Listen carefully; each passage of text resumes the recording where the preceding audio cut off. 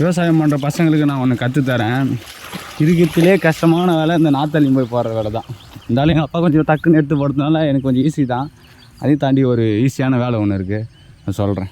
இப்போ ஃபஸ்ட்டு வந்து இந்த மாதிரி புடவை அவங்க அம்மா வழியாக யாராவது உங்கள் பாட்டி இதை எடுத்து இந்த மாதிரி பட்டையாக போட்டுட்டு நெக்ஸ்ட்டு வந்து நாற்று எடுத்துக்கிட்டு நாற்று அப்படியே உங்களால் முடிஞ்ச அளவுக்கு எடுத்து கையில் பத்தியாக பிடிச்சிங்க. நான் ஒரே வீடியோ எடுத்துட்டேன், ஒரு கையில் எடுத்துருக்கேன், 2 கையில் எடுத்துக்கிட்டு பாருங்கள். ஒரே கையில் எடுத்துட்டுனா அப்படியே வந்து இந்த லாஸ்ட்டாக வச்சுருங்க. எந்த பக்கம் இழுக்க போகிறீங்களோ அந்த இடம் ரொம்ப கிட்ட போடாதீங்க, அப்போ கொஞ்சம் வெயிட் ஜாஸ்தியாக இருக்கும். அதனால் அந்த பக்கம் வேணாம்.